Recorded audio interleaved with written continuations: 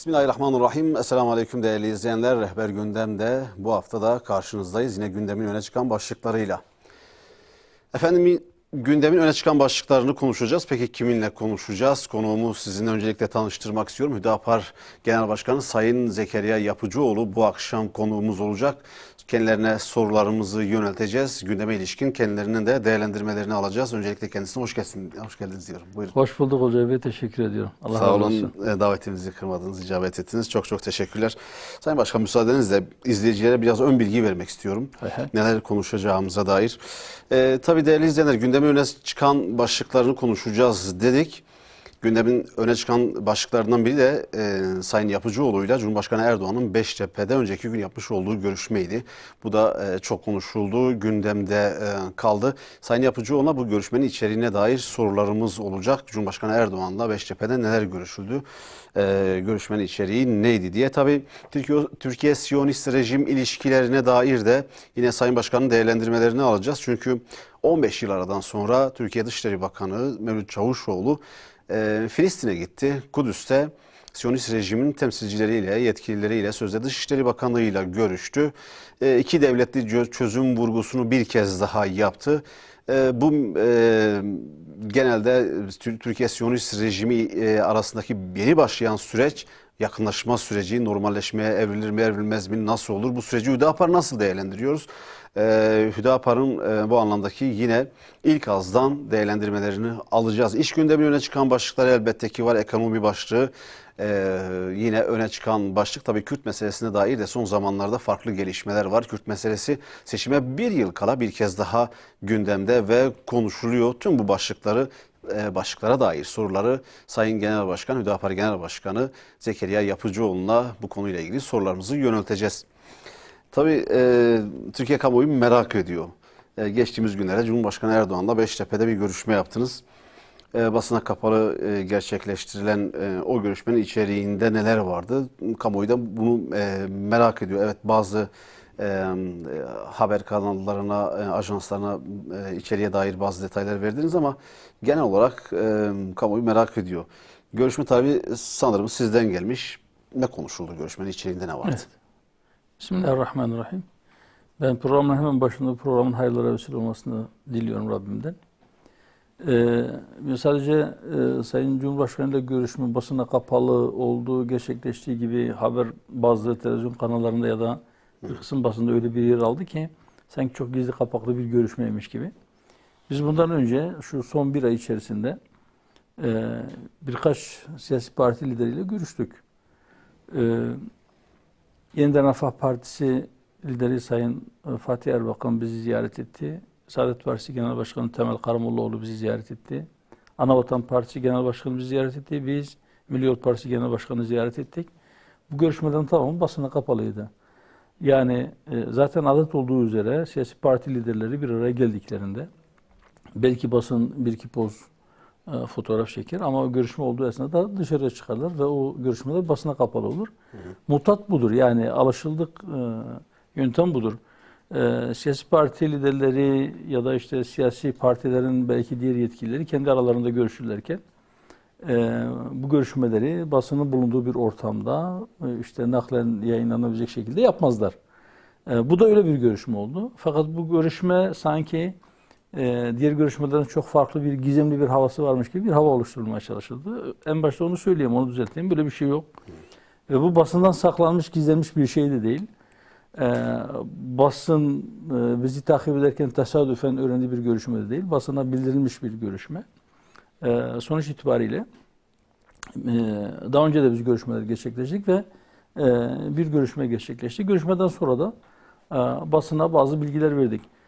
Şüphesiz diğer görüşmelerde olduğu gibi bu görüşmede de bir saatlik bir görüşmenin içeriğinin tamamının basın önünde konuşulması zaten doğru da değil. Fakat neler konuşulduğu konusunda biz az çok bir bilgi verdik. Tekrar burada sizin sorunuz üzerine, sizin izleyicilerinize de kısmen bir bilgi verelim. Dediğim gibi daha önce de diğer basın kuruluşlarına yapmış olduğumuz açıklamada ve sosyal medya hesabımızdan duyurduğumuzda da belirtmiştik. Biz halkın gündemini konuştuk. Nedir halkın gündemi? Şöyle açayım. Malumunuz şu geçtiğimiz yaz aylarına kadar pandemi şartlarında bu Covid-19 salgın nedeniyle bir kapanma vardı, seyahat kısıtlaması vardı. Toplantılarımızı bile bazen online yapıyorduk.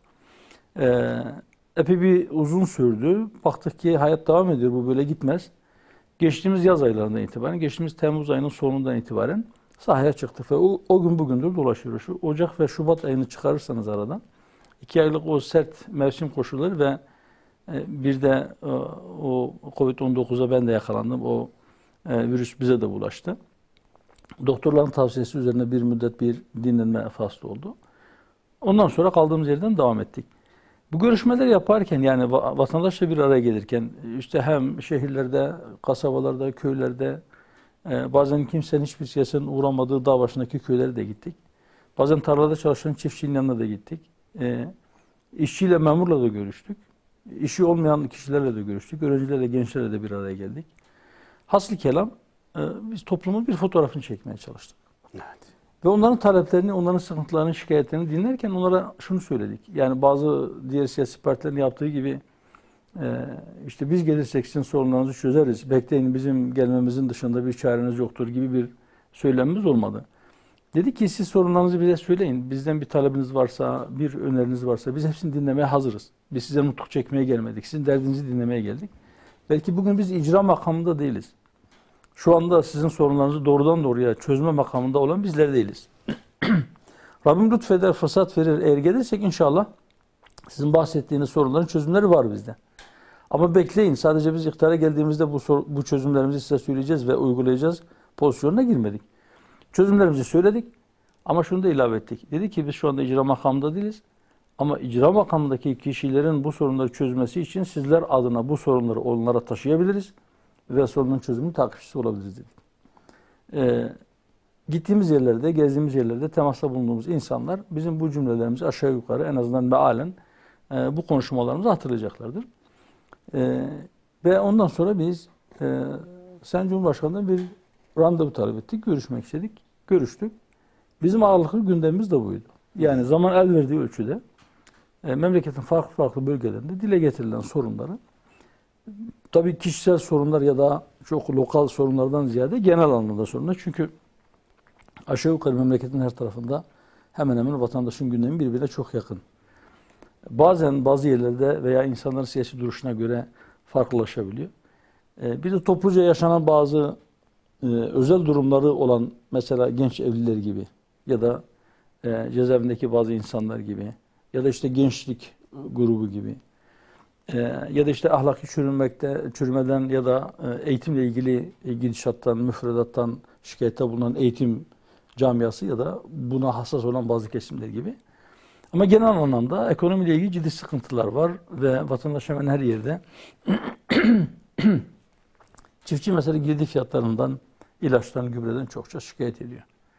Toprağın ekmekten korkar hale geldiğini söylüyor. Vatandaş zaruri ihtiyaç maddelerinin fiyatının çok fazla yüksekliğinden bahsediyor. Bu minval üzere diyebilirim ki biz vatandaşın sorunları neyse biz onları konuştuk. Şunun da farkındayız. Vatandaş da aslında bunun farkında. Genel anlamda siyasetin gündemiyle vatandaşın gündemi uzunca bir süredir epey birbirinden uzaklaştı. Özellikle de şu son 1-2 yıl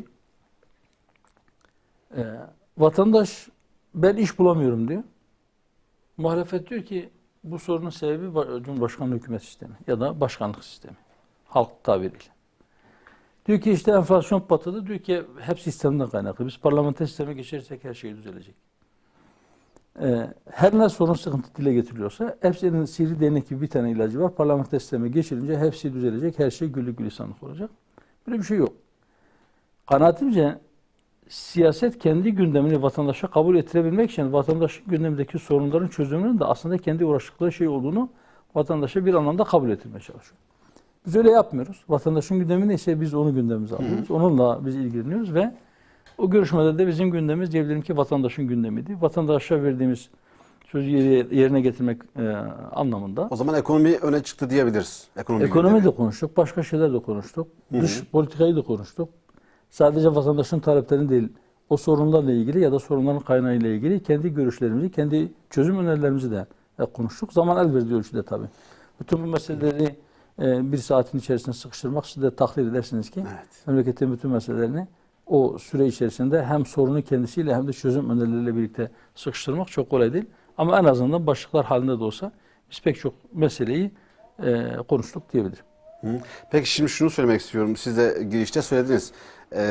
Gizemli bir görüşmeymiş gibi lanse edildi. Kimileri böyle değerlendirdi. Şimdi tabii dikkatimizi çeken başka bir husus daha var. Hüdapar'ı takip etmiyorum, işte görmüyorum veya görmezden geliyorum diye hani yaklaşım gösteren siyasi çevreler var. Dikkatimizi çeken husus şuydu ki yine bu görüşmede de tıpkı daha önceki Cumhurbaşkanı Erdoğan'la yapmış olduğunuz görüşmelerde olduğu gibi yine tepkisel yaklaşımlar oldu. Yani bu konuyu nasıl değerlendiriyorsunuz? Ben şunu sormak istiyorum. Acaba mesele fincancı katıları meselesi mi? Yani şimdi siz Erdoğan'la görüştüğünüzde Kürt meselesini konuşuyorsunuz, ekonomiyi konuşuyorsunuz veya benzer başka başlıkları da konuşuyorsunuz. Bilemiyorum içeriğinde tam olarak neler var. Yani birileri bu meseleleri benden başka kimse onlarla konuşamaz. İşte devlet yetkilisiyle devletin tepesindeki insana konuşamaz. Pozisyonda mı kendini konumlandırıyor? Biraz tepkisellik bundan mı? Yok, hayır, aslında yani bu meseleyi sadece biz konuşuruz pozisyonda değiller. Kanaatimce işin rengi biraz farklı. Şimdi bir kısmı Hüdapar diye bir parti yokmuş gibi davranıyor. Hatta diliyor ki keşke böyle bir parti olmasaydı, inşallah hiç ortaya çıkmasaydı. Bazıları da hani Hüdapar var, kuruldu, ne yapalım, yapacak bir şey yok. Ama en azından bunun sesi kısılmalı, sesi çıkmamalı. Şimdi böyle olunca millet Hüdapar'ı konuşuyor, Hüdapar'ın sesi çıkıyor, Hüdapar biraz konuşulur olmaya başlıyor. Bundan rahatsızlar. Ben bunu şeye benzetiyorum, yani yarasaların ışıktan rahatsızlığına benzetiyorum. Aslında karanlık diye bir şey yoktur. Evet. Karanlık ışığın yokluğudur.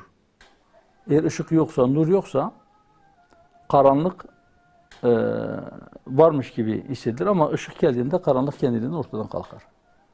Yani ama bizatihi kendisi yoktur. Şimdi o karanlıklarda yaşamak isteyenler hiçbir ışık olmasını istiyorlar. Veya nurlu bir şey olmasını istiyorlar. Ya da hakikatin ışığı olmasını istiyorlar. Onlar belki bazı zifiri karanlıklarda belki dümen çevirmek, vatandaşı daha kolay kandırabilmek ümidinde olanlar veya işte ne bileyim kendi çapları ortaya çıkmasın diye gerçekten halkın gündemiyle ilgilenen veya kendi çözüm önerilerini bu halkın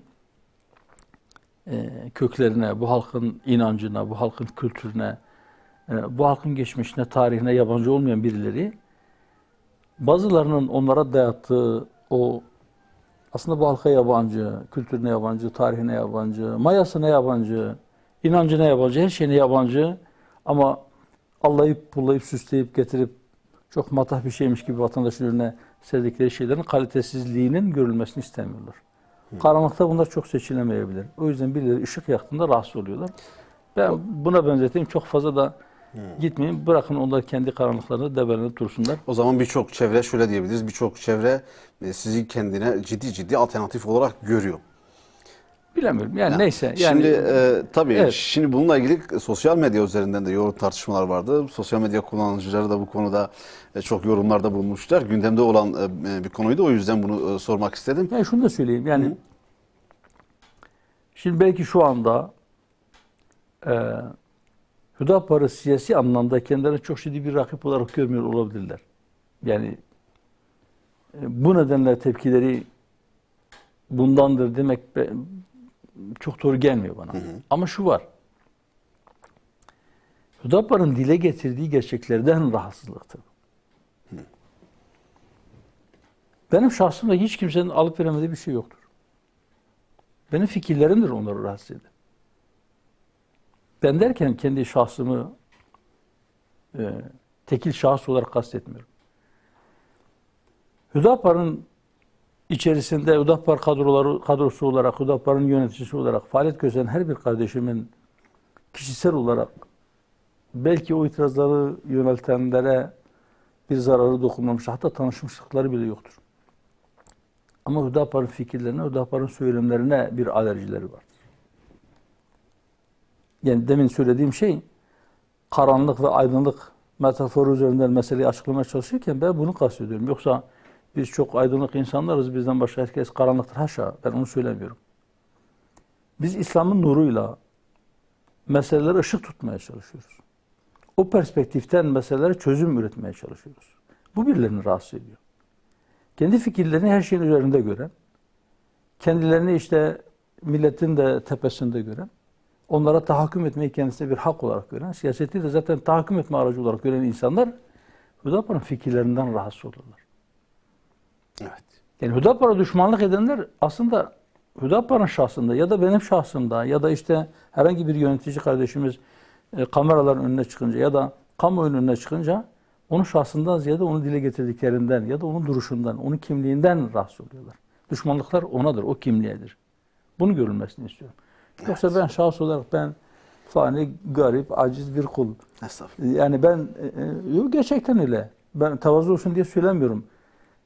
Koca koca adamlar, büyük büyük işler yapacaklarını iddia edenler, memleketi idare etmeye hazır olduklarını söyleyenler niye benim varlığımdan rahatsız olsunlar ki? Şahıs olarak, kişi olarak. Ben bir başıma hiçbir şey değilim.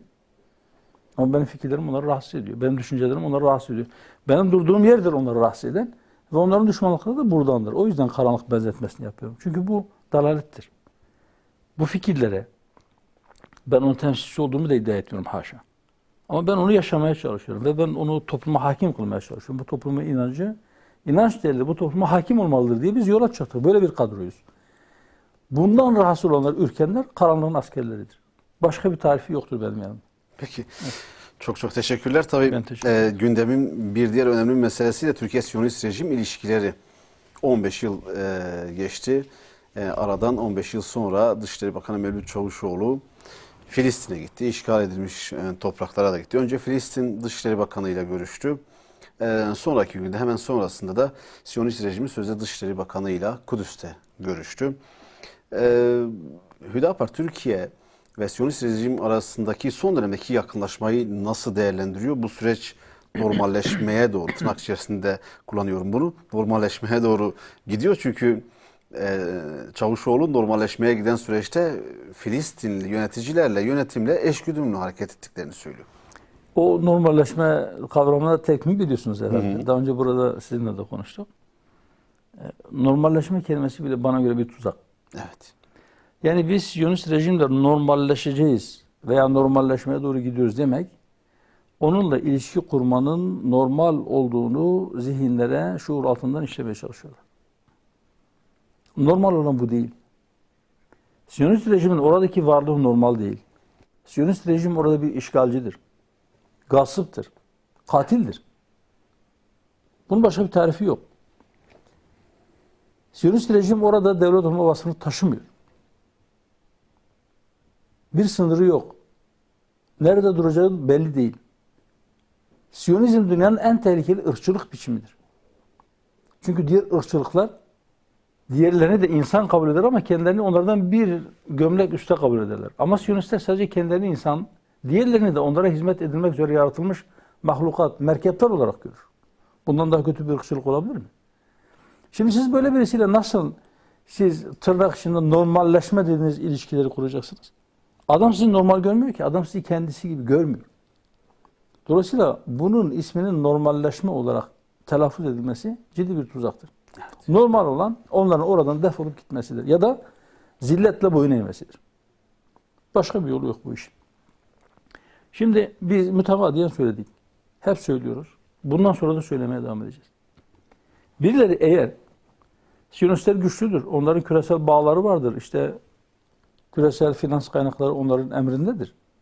Ya da dünyada öyle bir düzen kurmuşlar ki siz her ne yaparsanız onlarla iyi geçirmezseniz siz zarar görürsünüz gibi düşünceye kapılanlara biz şunu söylüyoruz. Diyoruz ki onlarla dostluk kurmanın vereceği zarar onlarla arayı aşmaktan hatta onlara düşman olmaktan vereceği zarardan daha büyüktür.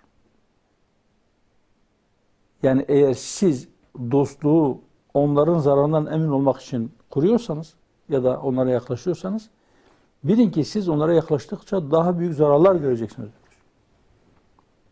Onların zararından kim emin olmak istiyorsa ya onları zelil kılacak kadar onları güçsüz bir duruma getirmeli.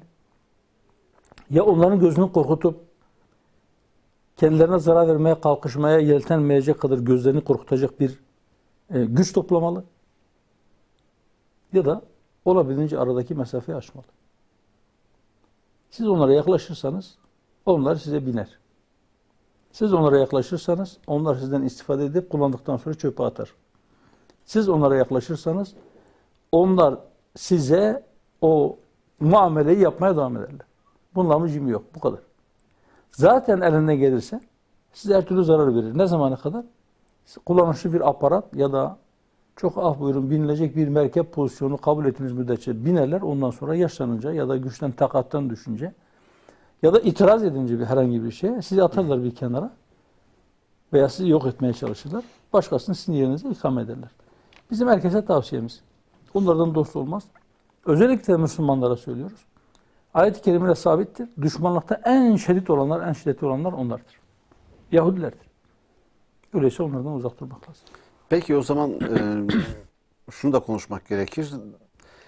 İslam İşbirliği Teşkilatı'nı biliyorsunuz 56 ülkeli kuruluş. Bu kuruluş Filistin'in, Kudüs'ün, Mescid-i Aksa'nın korunması için bir araya gelmiş, toplanmıştı bu ülkeler. Fakat oradaki gördüğümüz siyasette şu, Filistin'de iki devletli çözüm.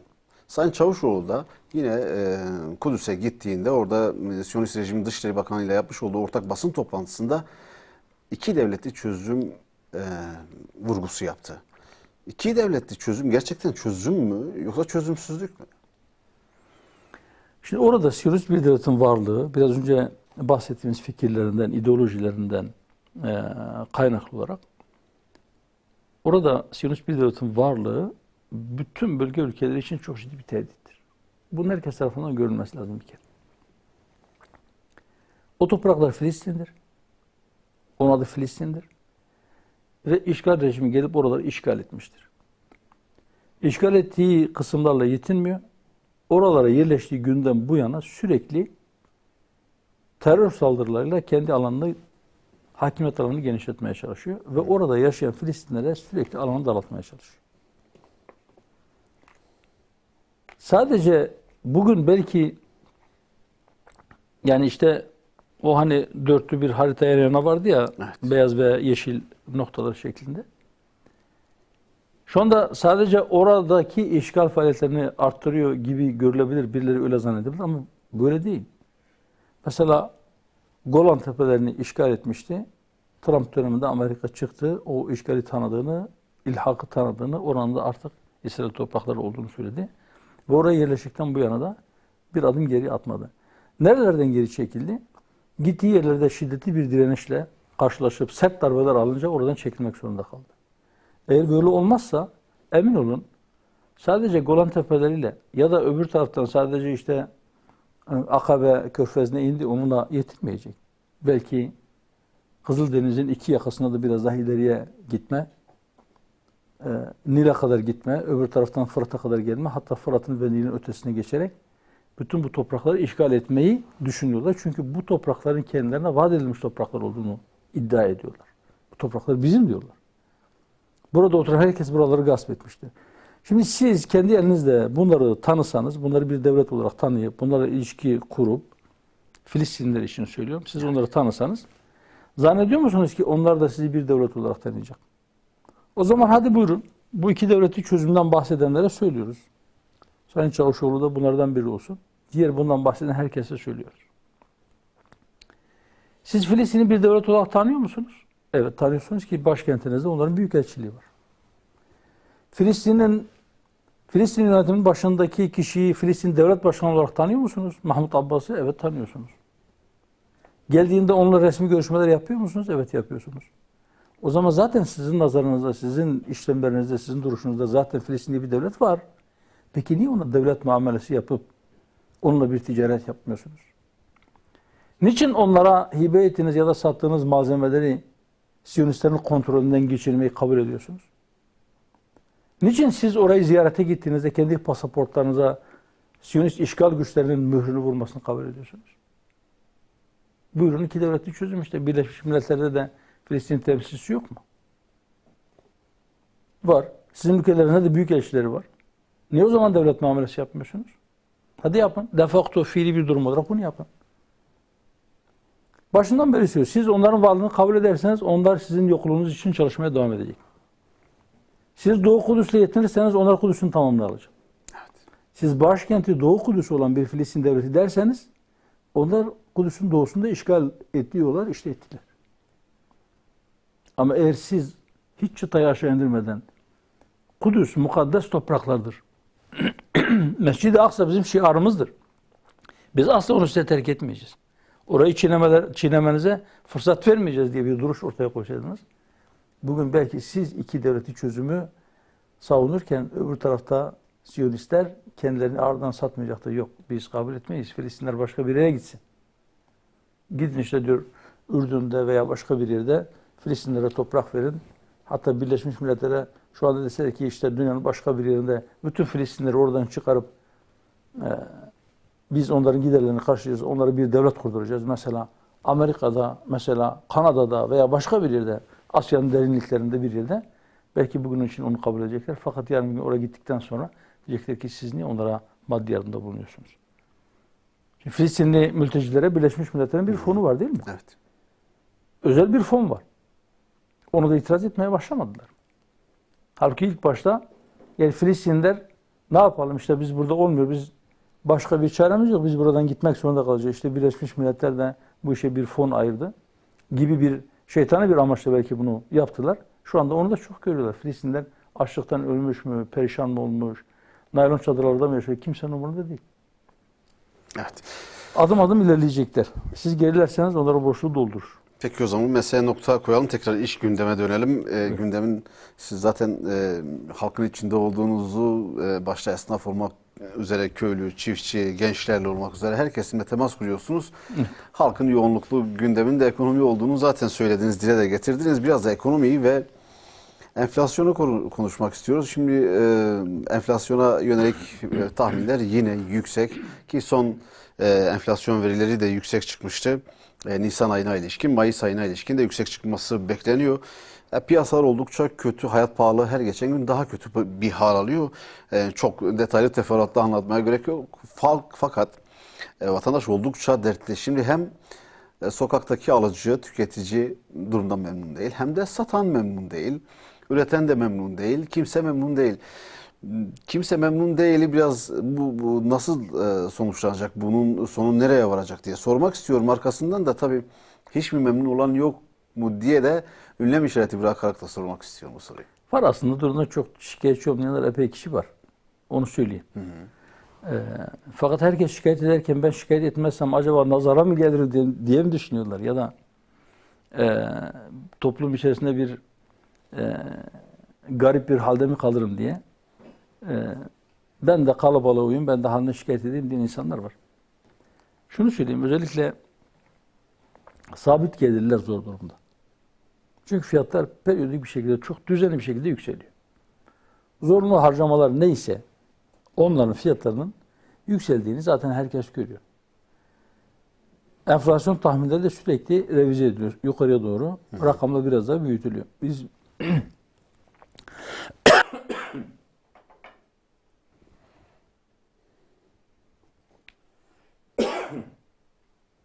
şöyle tahmin etmiştik ama bizim tahminlerimiz tutmayacak, daha fazla olacak diye. Merkez Bankası da diğer ilgili kurumlarda veya olayı takip eden kuruluşlar, sivil toplumda bunu görüyor, sendikalar da bunu görüyor. Tahminler tutmuyor, hep yukarıya doğru gidiyor. Bunun pek çok sebebi var. Bu sadece arz talep dengesiyle izah edilebilecek bir şey değil. Küresel çapta bir tedarik zinciriyle ilgili bir sıkıntı var. Bu tedarikle ilgili, yani arzın azalmasıyla ilgili bir sorun, ham madde teminiyle ilgili bir sorun oluşturuyor. Ama öte taraftan şu da var. Fiyatlar yükselmesine rağmen halen talepte bir daralma olmamış. Yani fiyatları aşağıya çekecek nitelikte talep daralması söz konusu değil.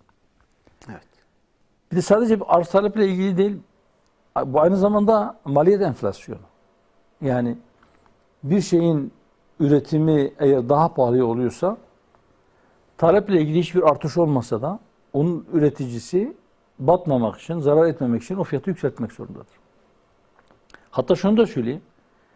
Yani şu anda tüketim mallarına gelen zamlar, yani üretici enflasyonun epey altında olan tüketici enflasyonu bize şunu da haber veriyor. Yakın bir gelecekte bir müddet girdi fiyatları hiç artmasa bile bir süre daha bu tüketim mallarının fiyatları artacak. Neden? Çünkü üretici maliyetinin bir kısmını henüz fiyatlara yansıtmamış. Bir süre daha bu fiyat yükselişleri devam edecek. Bu da dar gelirlerin çok ciddi manada sıkıntı çekmesine sebebiyet veriyor. Şu anda devlet memurlarının çok yüksek düzeydeki bürokratlar hariç önemli bir kısmı yoksulluk sınırının altında. Neredeyse tamamı. Emeklilerin ve asgari ücretlilerin ise aldığı açlık sınırının altında. Yani sadece gıda maddelerine sağlıklı beslenmek için gıda maddelerine yetecek kadar bir gelire sahip değiller. Pardon, buna parantez açarak... Ama sabit gelirli olmayanlar, özellikle ticaretle uğraşanlar, fiyat ne kadar yükselirse yükselsin, eğer şeyde bir daralma olmazsa neticede hesap kitabını çıkarır. Bu malı ben kaça alıyordum? 1 liraya alıyordum. Kaça satıyordum? 1,5 lira. Şimdi ne kadar alıyorum? 3 liraya alıyorum. O zaman ben bunu 4 liraya, 5 liraya satacağım diyor. Ve satıyor. Niye satıyor? Çünkü çalıştırdığı işçinin maaşı yükseldi. Çünkü yaktığı elektriğin fiyatı yükseldi. Çünkü eğer kiradaysa dükkanının ya da iş yerinin neyse kirası yükseldi. Bunları da fiyatlara yansıtıyor ve bu şekilde satıyor. Doğrudan doğruya tüketiciye yansıyor bu. Tüketici eğer dar gelirliyse sıkıntı yaşıyor. Değilse zaten hali vakti yerinde olan fiyat ne kadar olmuş onun için çok önemli değil. Fiyatı sormadan miktarı ne kadar lazımsa ona o kadarını alıyor. Kasaya giderken şu kadar diyor. Kredi kartını uzatıyor. Geçip gidiyor. Ama dar gelirli vatandaş, asgari ücretli, işçi, memur, emekli ya da küçük esnaf, geçimine yetecek kadar gelir olmayan esnaf, özellikle de emeğiyle geçinen insanlar ya da küçük zanaatkar diyelim, onlar yeterince iş yapamayanlar çok ciddi bir sıkıntı içerisindeler. Kiralar uçmuş, gıda maddesi fiyatları ortalama enflasyonun epey üzerinde, açıklanan rakamların üzerinde. Bu sıkıntıların görülmesi lazım. Evet. Şimdi şu parantezi açmak istiyordum. Nisan ayında tabii sendikalar aylık periyodik zamanlarda açlık ve yoksulluk rakamlarını açıklarlar. İşte Nisan ayında memur sen açlık sınırını 4.300 lira bandında falan açıklamıştı. Mayıs ayı için de yavaş yavaş bu anlamdaki tahminler açıklanıyor. TÜRK işte bugün bir açıklama yaptı. Mayıs ayı açlık oranıyla ilgili 6.000 lira olarak gösterdi. Açlık rakamını, yoksulluk rakamının da 20.000 liraya dayandığını ifade ettiler. Şimdi açlık ve yoksulluk rakamları da böyle artıyor. Türkiye'de 20.000 liranın altında alan, kazanan biri yoksul o demek. Evet. Bu 6.000 liranın altında alan da aç demek. 6.000 liranın altında alan da herhalde milyonlarca insan var. 2.500 liraya emekli maaşı alan insanlar var. Evet. Yani işte biraz önce onu söylemeye çalıştım. Yani sabit gelirler. Kimdir bunlar? İşte ücret mukabilinde çalışan kişiler, işçiler. Yani sadece asgari ücret, vasıfsız olarak asgari ücretle çalışanlardan bahsetmiyoruz. Evet. Mühendisler, doktorlar, avukatlar veya işte bunlar eğer bir yerde maaşla çalışıyorsa bunların da maaşları o yoksulluk sınırının altındadır. Açlık sınırının belki bir tık üstündedir, biraz üstündedir ama yoksulluk sınırının altındadır. Artık bu çok ciddi puanlarla üniversiteye girip çok yoğun emek sarf ederek aldıkları diplomanın karşılığı veya o diplomanın vermiş olduğu yetkiyle yaptıkları hizmetin karşılığı da onları tatmin etmiyor. Bunun görülmesi lazım. Her şeyin fiyatı yükseliyor. Aslında şöyle de söylenebilir. Paranın değeri düşüyor. Paranın değeri çok düştü. İnsanların da değeri düştü ama eşyaların değeri yükseliyor. Paranın değeri düşmüşken insanların da değeri düştü. Şimdi tabii şunu da konuşmak lazım. Siz gelir işte memurdan, emekliden, asgari ücretliden bahsettiniz. Temmuz ayına doğru gidiyoruz. Mayıs bitecek, Haziran'dan sonra Temmuz. Tabii Temmuz ayı için çalışan kesimlerin büyük beklentisi var. Yani maaşların, ücretlerin eridiği bu ortamda beklentiler fazla. Sizce bu beklentiler karşılanabilecek mi? Hükümet ne gibi adımlar atmalı? Yani, kamuoyu bu anlamda tatminkar bir cevap bekliyor. Tabii bir de asgari ücretler var. Onlar da Temmuz ayında acaba bizim de yüzümüze bakan olur mu diye de düşünüyor. Aslında bakılmak zorunda. Yani Biraz önce söylediğim gibi şimdi siz bir vatandaşın geçinebilmesi için, hayatını devam ettirebilmesi için zaruri olarak ihtiyaç duyduğu şeyler vardır. Nedir bunlar? Mesela barınma bunlardan bir tanesidir. Siz sokakta yatıp kalkamazsınız. Kiralar aldı başını gitti. Herkes mülk sahibi değil. Mülk sahibi olmaya kalkarsa bir ücretiyle çalışan bir kişi ömür boyu kazancının yarısını, ki açlık sınırının altındaki kazançtan bahsediyoruz, onun yarısıyla karnını doyurmaya çalışsa, geri kalan yarısını bir ev sahibi olmak için bir köşeye ayırsa herhalde bir 100 yıl falan çalışması lazım. Ömrü yetmez yani. Gıda maddeleri öyle. Giyim eşyaları öyle. Ulaşım öyle. İşte ne bileyim enerji öyle. Isınma ya da işte aydınlanma için yaktığı elektrik öyle. Peki ne olacak? Siz bu fiyatları tutamıyorsunuz. Fiyatların fırlamasını durduramıyorsunuz. O zaman bir tek yol kalıyor önünüzde. Vatandaşın geliri şurada. Geçinmek için ihtiyaç duyduğu maddeler burada. Eli yetişmiyor oraya. Siz bunu aşağı indiremiyorsanız o zaman siz bunların ayağının altına bir şeyler koyacaksınız. Bunların gelir seviyesini yükselteceksiniz ki elleri yetişsin buraya. Kendi ihtiyaçlarını karşılayabilsinler. Bunun başka bir yolu yok. Çok kısa bir sürede küresel piyasalarda bu kadar emtia fiyatları yükselirken siz iç piyasada bu fiyatları düşürmek için ya sübvansiyon uygulayacaksınız. Yani vatandaşın ihtiyaç duyduğu maddeleri diyelim ki dışarıdan ya da içeride üreten kişiden 5'e aldınız. 2 lirasını kendi cebinizden verip 3'e vatandaşa vereceksiniz, yedireceksiniz. Ya da o parayı doğrudan doğruya vatandaşa vereceksiniz. Gelirini yükseltmek suretiyle o kişinin ihtiyaç duyduğu malları almasına bir zemin hazırlayacaksınız. Bunun başka bir yolu yok. İşte şimdi yaz ayında memura, memur emeklisine, işçi emeklisine, Bağkur emeklisine yani 4A, B, C emeklilerin tamamına maaş düzenlemesi yapılacak. Asgari ücret yılda bir Aralık ayında belirleniyor. Asgari ücret tespit komisyonu toplanıyor. Ama asgari ücret 4.250 liraya çıktığı zaman asgari ücretli biraz bir nefes aldı. İyi, şükür. Yani gerçekten iyi bir zamdı, fena sayılmazdı. Fakat henüz o asgari ücret işçinin cebine girmeden, henüz Ocak ayında sadece bir ayda gelen zamlara bir baktı ki şey erimiş. Şuna da dikkat etmek lazım. Yani işte maaşlar yükselince bazı ihtiyaç maddelerinin fiyatları da otomatik bir zaman bağlanmış gibi. Maaşlara şu kadar zam geldi, bunların da fiyatı artsın, artmalı diye. Böyle olmak zorunda değil fakat bir de buna çok dikkat etmek lazım. Ben şuna da inanıyorum. Şu anda piyasadaki malların bazılarının fiyatı gerçekten fahiş. Yani ederinin üzerinde. Sadece maliyet enflasyonuyla açıklanamayacak şeyler var. Evet bir kısmı biraz önce söylediğimiz gibi üretici enflasyonu, tüketici enflasyonu üzerinde. Henüz üretici bunu yansıtmadı. Üreten kişi belki eskisi gibi kazanamıyor da. Fakat aradaki aracılar bazen öyle fahiş karlar üzerine koyuyorlar ki gerçekten raf fiyatı normal değil. Bununla da çok ciddi bir şekilde normal olmadığı sanırım şuradan da görülüyor Sayın Başkan. Hatırlarsınız işte konutlardan da kiralardan da falan da bahsettiniz. Cumhurbaşkanı Erdoğan bir paket açıkladı. Teşvik paketi konut sektörüne yönelik. Daha açıklamasının üzerine saatlere geçmeden daha internet sitelerindeki ilanlarda evlerin fiyatları olduğu yerde durduğu yerde katlanmaya başladı. Yani herhalde gerçeklik olmadığını bu rakamlarla da görebiliyoruz. İnşaat maliyeti de gerçekten çok arttı. Ama buna rağmen inşaat üretenler kazanıyor. Belki Yani spekülatif gelişmeler daha fazla oluyor. Piyasalarda. Çok oluyor. Yani şimdi mesela ki o binaları yapanlar, onları üretenler sattıktan sonra onları birkaç el değiştiriyor. Belki orada oturan kişiye ulaşıncaya kadar. Evet, üretim maliyetleri arttı. Yani inşaat yapan kişiler işte demiri, çimentosu her ne lazımsa bütün inşaatta kullanılan malzemelerin fiyatları ciddi şekilde arttı.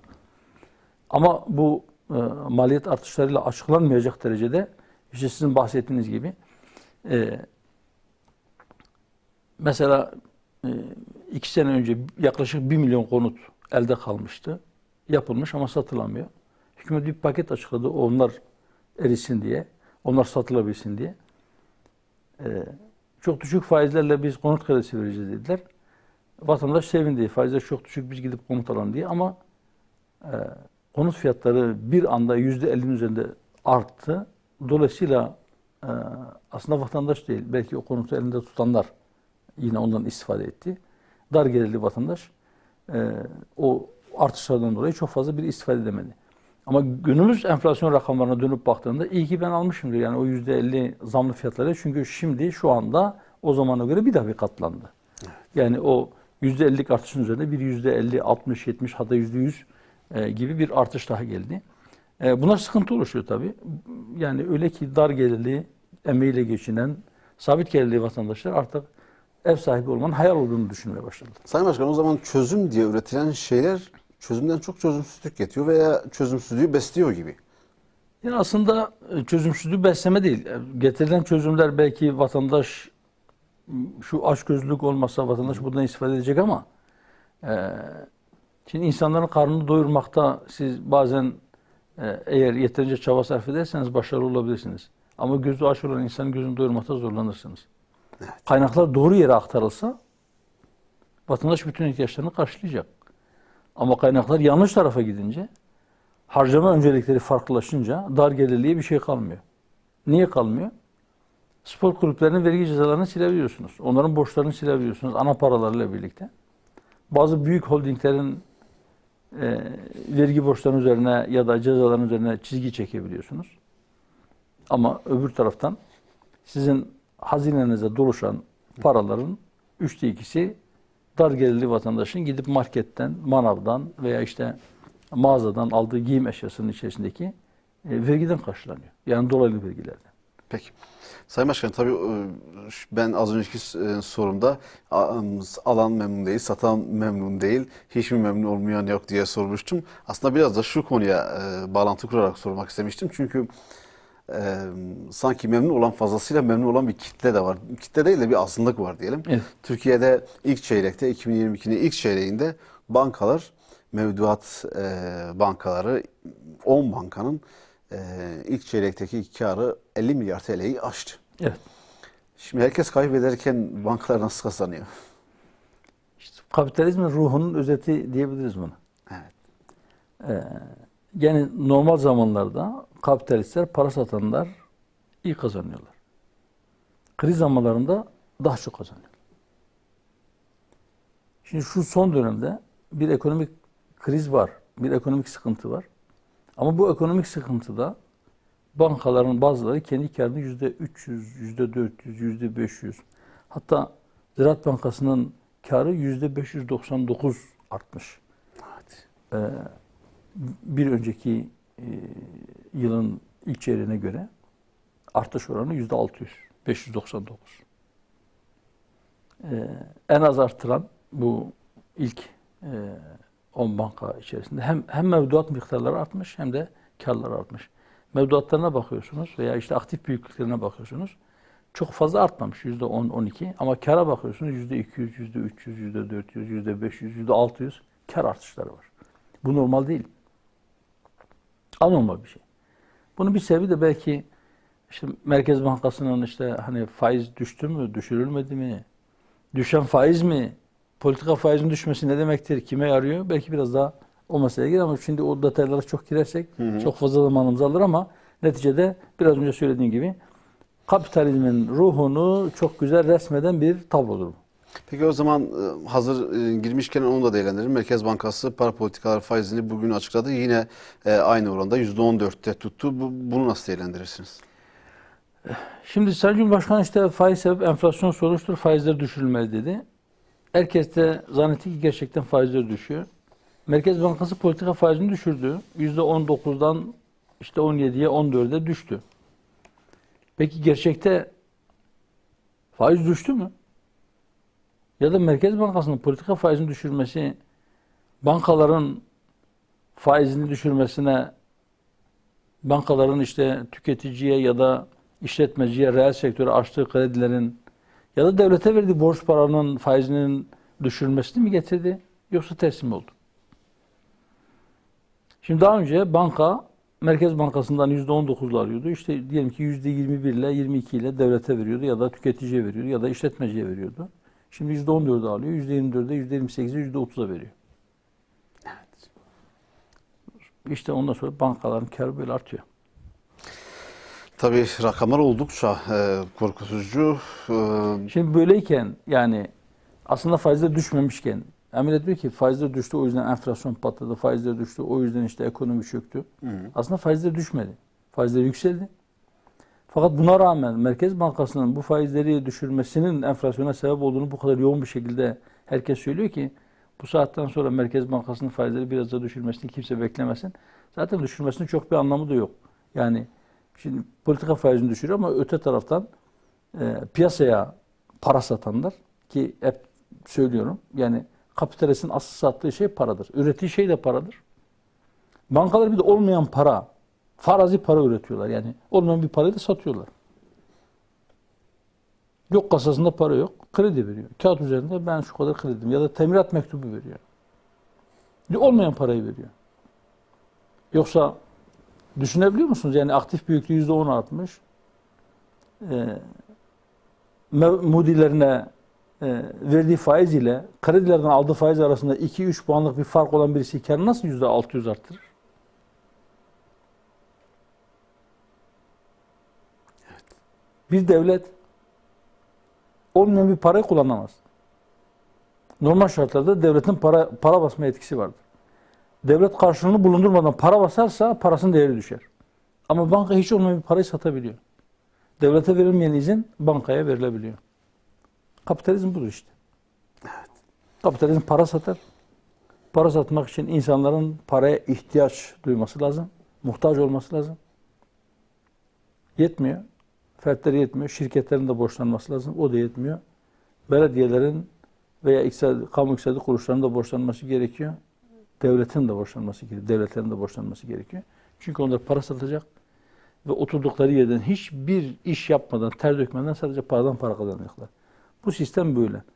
İşte o yüzden diyoruz ki bu sistem terk edilmeden iki yaka bir araya gelmeyecek. Evet. İnşallah herkes bunu görür. Kısa zamanda da birlikte alternatif bir İnşallah. yol bulunur. Dolar rezerv para olmaktan çıkar ve kapitalistlerin tahtı sallanır. Artık kimse boş para almaz. Herkes kendi yağında kavrulur ya da milli paralarla ya da altın endeksli paralarla.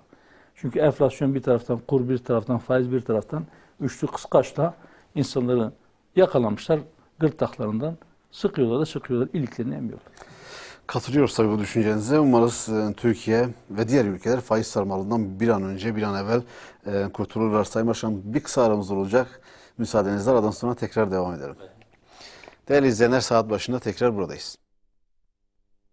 Değerli izleyenler, aradan sonra saat başında tekrar birlikteyiz. Rehber gündemde ekranlarını yeni açanlar için hatırlatmada bulunalım. Hüdapar Genel Başkanı Sayın Zekeriya Yapıcıoğlu bu akşamki konuğumuz, gündemi değerlendiriyor. Sorularımızı kendisine yöneltiyoruz. Kaldığımız yerden de devam ediyoruz. Sayın Başkan, Kürt meselesi. Şimdi ara ara gündeme gelir. Tabii siz yaşanan özellikle parti programında Kürt meselesine dair oldukça ciddi çözüm önerileri sunmuş bir partisiniz. Fakat dikkatimizi çeken şu: pandemi, işte Suriye'de yaşananlar, Türkiye'nin dış politikası falan derken, ekonomi derken Kürt meselesi artık konuşulmaz bir duruma geldi. Özellikle çatışmasızlık sürecinden sonra. Ama seçim süreçlerinin tümünde seçime az bir süre kala Kürt meselesi tekrar konuşulmaya başlar. Ana dil meselesi tekrar konuşulmaya başlanır. Şimdi, ama bu sefer farklı bir şey var, ilginç bir şey var. Bir yıl var henüz seçime, ancak şimdiden konuşulmaya başlandı. Tabii Kürt meselesinin gündem olması iyi. Bizim biraz tuhaf karşıladığımız mesele şu: özellikle bölge illerine ziyaretler yapıldığında farklı siyasi partiler tarafından Kürt meselesinin ilk gündem olarak masada olması, konuşuluyor olması ve ana dilin tekrar gündeme gelmesi. Gelecek Partisi Genel Başkanı Sayın Ahmet Davutoğlu geçtiğimiz günlerde Şırnak'a gelmişti. Kürt meselesine dair önemli açıklamalar, vurgulu ifadeler sarf etmişti. Bunlardan biri de ana dilde eğitimdi. Ana dilde eğitim konusunda konuşurken hiçbir taviz vermiyordu. Anayasal bir haktır da bunu diyordu. Bu olmalıdır da diyordu. Tabii 2014 yılının Eylül ayında Sayın Davutoğlu'nun yapmış olduğu açıklamalar da vardı. Bu da tekrar gündeme geldi. Ben izleyicilerimiz için de sizin işte isterseniz bir hatırlatmada bulunayım. Şöyle diyor o zaman: bazı belediyeler, bölge belediyeleri ana dilde eğitim için bazı kurslar açmış. Bu kurslarda Kürtçe eğitim verilmeye başlanmıştı. Tabii devlet bu okulları kapattı, kilit vurdu vesaire. Bunun bir süreci oldu. O süreçte konuşmuştu Davutoğlu. Şöyle demişti: Türkiye bir hukuk devletidir. Kamu düzeni esastır. Kamu düzenini bozacak adımlara izin verilmez. Bütün vatandaşlar, bütün kurumlar da bilmeli ki Türkiye bir hukuk devletidir, tekrar ediyor, vurguluyor ve kamu düzeni esastır diyor. Herkes kafasına göre ben buraya okul ilan ettim, şu eğitimi vereceğim derse bir müddet sonra kaos çıkar. Kamu düzenini bozan dayatmaya izin vermeyiz. Ana dilde eğitimin yapıldığı okullar kapatılırken bu ifadeleri kullanmıştı.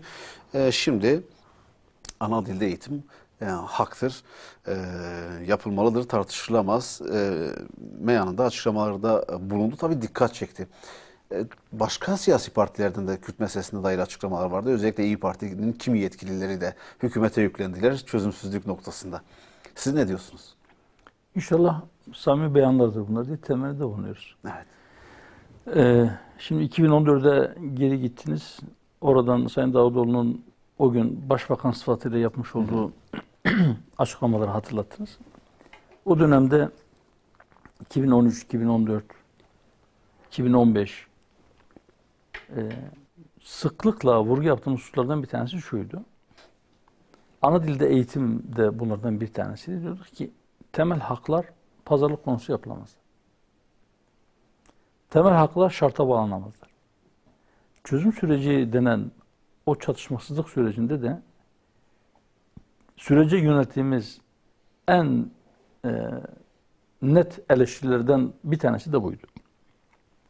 Hükümet kanadına yönelttiğimiz eleştiri buydu. Diyorduk ki siz eğer bazı şeylerin temel hak olduğunu kabul ediyorsanız siz bunları şarta bağlayamazsınız ama siz şarta bağlıyorsunuz. Üstelik öyle bir şarta bağlıyorsunuz ki o hak talebinde bulunan vatandaşın karşılayamayacağı şartlardır bunlar.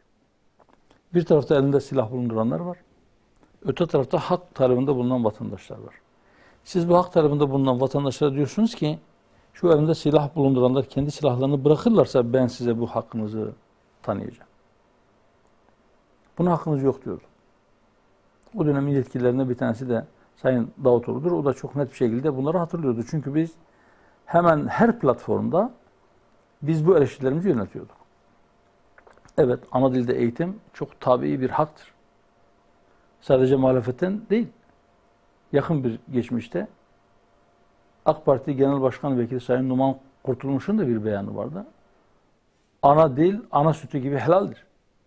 Evet, ana dil, ana sütü gibi helaldir. Evet, ana dilde eğitim bir tabii bir haktır.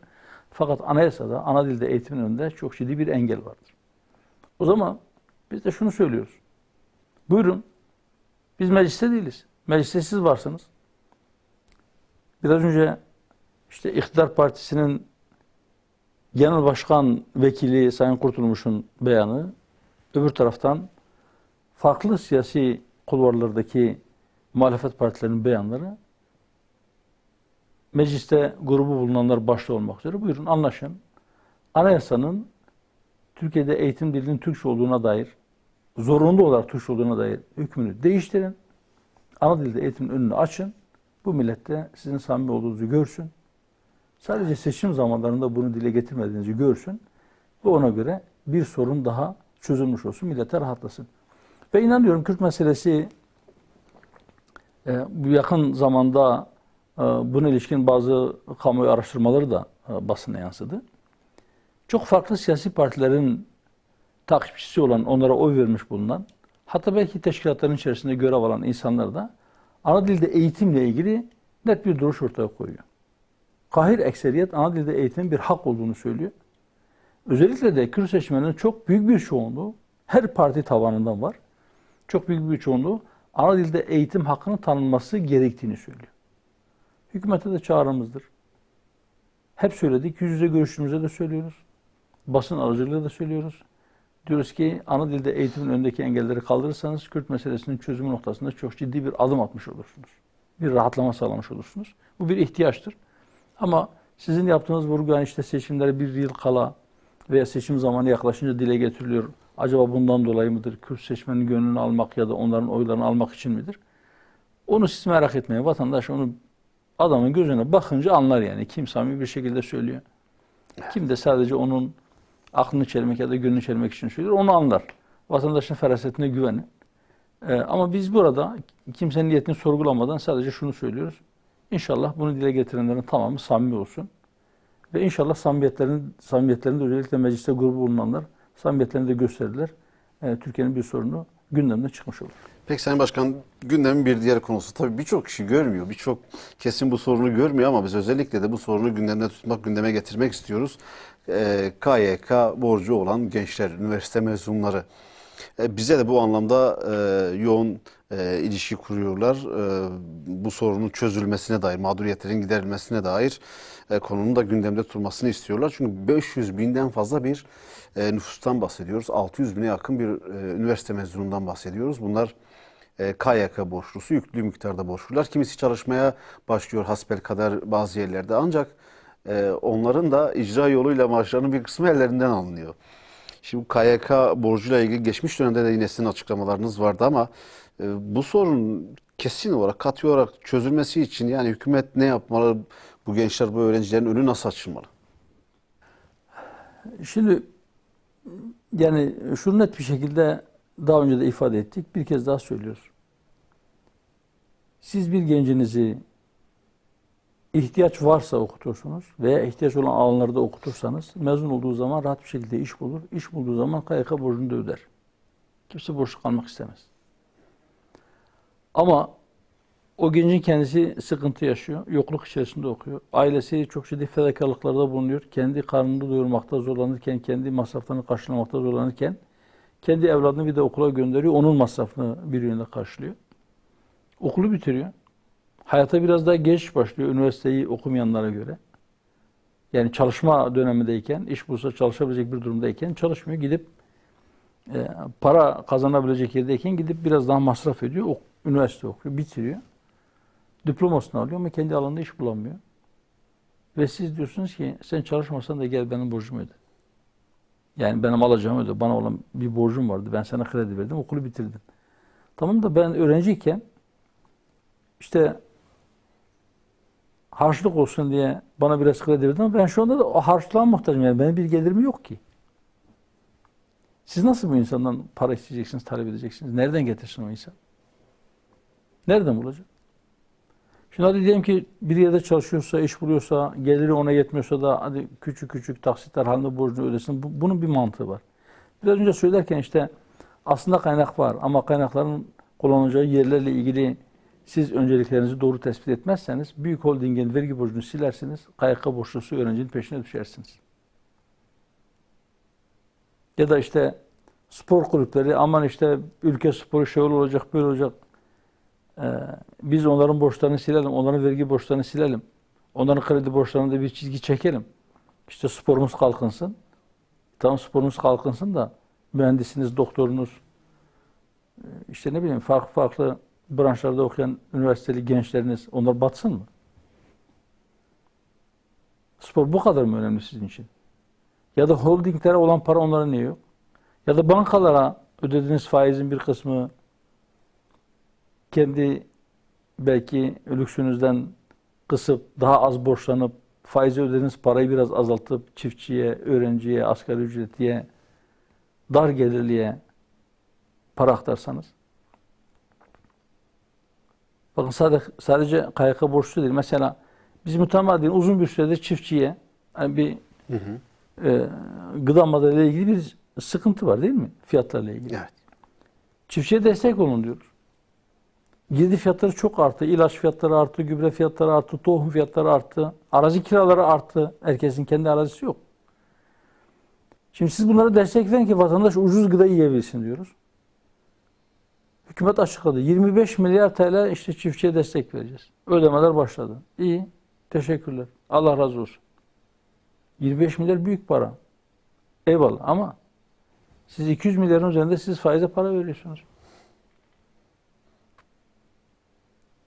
Siz hatta ana paradan daha fazla faiz ödemesi var. Siz dış borca bir yıl içerisinde 190 milyar dolar para ödemek zorunda kalacaksınız. 190 milyar dolar. Bakın TL'den bahsetmiyorum. Niye oralara var, bunlara yok? Evet, kaynaklar sınırsız değil. Çok sınırsız bir servet yok. Yer altından petrol, doğalgaz, altın fışkırmıyor. Kabul, eyvallah. Ama olanı doğru yerde kullanırsanız, tercihlerinizi doğru yönde kullanırsanız bu sıkıntılar yaşanmaz. Bu gençlerin rahat bırakılması lazım. Peki o zaman gençlerden bahsetmişken sizin de gündeminizde olan, uzun süredir gündeminizde olan gençlik, gençlerin bugünü ve yarını, gençlerin geleceği. Şimdi son dönemlerde özellikle de yaz aylarında kimi belediyeler, valilikler, yerel yönetimler veya üniversite yönetimleri eliyle bazı etkinlikler, gençlere yönelik etkinlikler düzenleniyor. Buna bahar şenlikleri deniyor, gençlik eğlenceleri falan gibi isimlerle nitelenerek bazı organizasyonlar yapılıyor. Resmi organizasyonlara karşı da eleştirileriniz var. İfsat hareketlerine, ifsat projelerine zemin hazırladığı, destek sunduğu için. Çünkü görüntüler oldukça kötü. Yani o konserlerden falan yansıyan görüntüler incelendiğinde, görüldüğünde, hatta geçtiğimiz günlerde bir üniversitede yapılan etkinlikte öğrenciler içki içmiş, kumar oynamış, hatta mescide dahi o halle girmişlerdi, üniversite mescidine. Şimdi bu gençliğe yönelik bu projeler ne olacak? Yani bu dindar nesil retorikten öteye geçmedi mi? Yani dindar nesil sadece söylemde mi kaldı? Bunun üzerine yorum yapmaya gerek var mı? Yani bir millet bu kadar kendine düşman olabilir. Daha ötesi var mı? Siz kendi geleceğiniz olan gençleri kendi elinizle kendi düşmanınıza benzetiyorsunuz. Onların içini boşaltmak, onların kafasını karıştırmak, onların altındaki zemini çürütmek, manevi yönden onları bir buhran içerisine sürüklemek için ne gerekiyorsa yapıyorsunuz. Ve bunu da o gençlere iyilik yapmak adına yapıyorsunuz. Ama öte taraftan da anayasa yazıyorsunuz. Gençleri koruyacaksınız. Alkolizmden, uyuşturucudan, zararlı alışkanlıklardan koruyacaksınız. Spor kulüplerine destek verirken de gençleri kötü alışkanlıklarından kurtarmak için spora değer verdiğinizi söyleyeceksiniz. Ama öte taraftan o gibi festivallerde belki daha önce alkolle tanışmamış bir sürü genç ilk defa o ortama girmek suretiyle o yöne doğru gidiyor. Başından beri rejimin şöyle bir sıkıntısı var. Sorgulayan insan istemiyor aslında. Eğer bir insan sorgulayacaksa bu kendi geçmişini, kendi tarihini, hatta kendi inancını sorgulasın istiyor. Ama sistemin yaptıklarının hiçbir şeyini sorgulamaz. Mesela bankalara akan paraları sorgulamaz. Mesela küresel para babalarına bağlanan hortumları, bu milletin kanını, iliğini sömüren küresel para babalarına akan paraları sorgulamazsın. Mesela kendi inancına düşmanlık yapan, tamamen batıdan ithal kanunların toplumun içini çürüten olumsuz etkilerini sorgulamasını istiyorlar. Peki sorgulamaması için ne yapması lazım? Sarhoş olması lazım. Uyuşuk olması lazım. Düşünmemesi lazım. Zevk-i sefa peşinde koşması lazım. Vur patlasın, çal oynasın. Siz bundan ne elde edeceksiniz? Ne bulacaksınız? Nereye varmaya çalışıyorsunuz? Aman gençlik itiraz etmesin, gençlik soru sormasın. Gençliğin gönlünü hoş tutalım. Gençliğin gönlünü hoş tutalım derken siz gençleri öyle bir buhranın içerisine, öyle bir boşluğun içerisine, öyle bir hiçliğin içerisine sürüklüyorsunuz ki yarın bir gün o gençlik size beddua edecek o duruma düşürüldüğü için. Ya da sizin başınıza bela olacak. Merhum İzzet Begoviç'in o sözünü çok söyledik. Bir kez daha söyleyelim. Savaş ölünce değil, düşmana benzeyince kaybedilir. Evet. Şimdi o gençler kime benziyor? Ya da kime benzetmeye çalışıyoruz Allah aşkına? Biz inanan bir millettik. Ne oldu bize? Hani biz dindar bir nesil yetiştirmek istiyorduk. Ne oldu bize? Ne demek inanmak? Ben inanıyorum demek yetiyor mu? İnancın en temel hususlarından bir tanesi ahirete inanç değil mi? Ne demek ahiret? Öte tarafta bir dünya daha var. Ölümden sonrası var. Ve o ölümden sonrasında herkes yaptığının ya da yapmak zorunda olup da yapmadığının hesabını verecek. Herkes söylediğinin ya da söylemek zorunda olup da söylemediğin hesabını verecek. Siz bu gençlerinizin dünyadaki zevklerini artırmak adına onların ahiretini heba ederek onlara iyilik ettiğinizi mi düşünüyorsunuz? Allah aşkına. Batı'da birileri bazı projeler hazırlıyor. Özellikle bir toplumun temelini sarsmak isteyen, çürütmek isteyenler gençlik ve kadın üzerinden onları vurmaya çalışıyor. Belli bir yaşa gelmiş insanların artık siz alışkanlıklarını çok fazla değiştiremezsiniz. Ya da fikirlerini de değiştiremezsiniz. Eğer siz onların gençliğini bir şekilde düşünmekten alıkoyar, uzaklaştırır ya da düşmanlarınız gibi düşünmelerine götürecek yolları açarsanız artık onlar sizin evladınız olmaktan çıkar. Onların bizatihi kendisi sizinle mücadele eder. Düşmanı safında. Evet. Böyle bir tehlikeyi görmemek için gerçekten kör olmak lazım. Ama yani şu maddi anlamda gözden bahsetmiyorum. Eğer feraset kaybolmuşsa o zaman genci rahat bırak. Ne istiyorsa yapsın. Yeter ki bana ilişmesin. Benim saltanatıma ilişmesin. Benim sistemime ilişmesin. Benim kendi kendime uydurduğum isimlerden ibaret kutsallarıma ilişmesin. Ama başkasının kutsalına küfür mü ediyor? Başkasının işte şiarı olan, inancın şiarı olan sembollere hakaret mi ediyor? Mescitleri mi kirletiyor? Ya da sosyal medyaya yansıyan bir görüntü. Toplanmışlar gençler, ellerinde mikrofon, bağırıyorlar. O sarhoş kafayla birisi diyor ki dikkat dikkat, Allah konuşuyor. Haşa ve kella. Yani bu kadar kendi inancıyla, kendi özüyle, kendi kültürüyle, kendi medeniyetiyle alay eden bir gençlik sizi nereye götürecek Allah aşkına? Hadi diyelim ki inanmıyorsun. Tamam. İnanmasa inanma. Sonucuna sen katlanırsın öte tarafa gidince. Yolun bitmediğini orada göreceksin. Peki inanan insanlara bu hakareti, onları bu incitme hakkını sen nasıl kendinde görebiliyorsun? Dokunsan de ki bana karışma, benim özgürlük alanımdır. Tamam, sen özgürsün. İnanıp inanmamakta özgürsün. Ama sen inanan insanlara nasıl bu kadar hakaret edebiliyorsun? Nasıl onların inancını, onların işte nasıl diyeyim hissiyatını rencide edecek bu tavırları gösterme hakkını kendinde görüyorsun? Üstelik bunu çekip sadece orada yapmakla kalmıyorsun. Bunu çekip servis ediyorsun. İnsanlar görsün diye. Gidişat iyi değil. Maalesef. Gidişat iyi değil. Bunu yapanlar zaten ne yaptıklarını biliyorlar. Ama buna tepkisiz kalanlar, buna seyirci kalanlar da bu millete çok büyük bir ihanet içerisinde olduklarını anlamalılar. Peki. Allah sonumuzu hayırlı etsin. Amin diyoruz tabii buna. Sayın Başkan çok çok teşekkür ediyoruz. Yorgunsunuz biliyoruz. Yorgunlukla geldiniz. Programımızın davetini kabul etmiştiniz zaten. Teşekkürler tabii programın da sonuna geldik. Bir kez daha o teşekkürü de vurgulamak istiyorum. Bu yorgunluk halinize geldik. Allah razı olsun. Problemde yetiştirirsek yeter ki yetişebilelim inşallah. Biz zaten böyle bir şey arıyoruz. Yani yeterince sesimizi duyuramamaktan şikayet ediyoruz. Dolayısıyla siz bize bu fırsatı sundunuz. Gündemdeki konulara ilişkin düşüncelerimizi aktarma fırsatı bulduk. Evet, Ankara'dan geldik. Ayağımızın tozuyla neredeyse stüdyoya geldik. Rabbim hayırlara vesile kılsın. Amin. Biz müteşekkiriz. İnşallah tekrar görüşmek üzere. İnşallah. Başka bir zaman diliminde gündemdeki başka konularla ilgili daha güzel konularla ilgili inşallah görüşlerimizi ifade etme fırsatı buluruz. İnşallah. Bir kez daha teşekkürler sizlere. Allah razı olsun. Değerli izleyenler, bu akşam da Rehber Gündem'in sonuna geldik. Hüdapar Genel Başkanı Sayın Zekeriya Yapıcıoğlu konuğumuzdu. Gündemin öne çıkan başlıklarını değerlendirdi. Değerlendirmelerini aldık.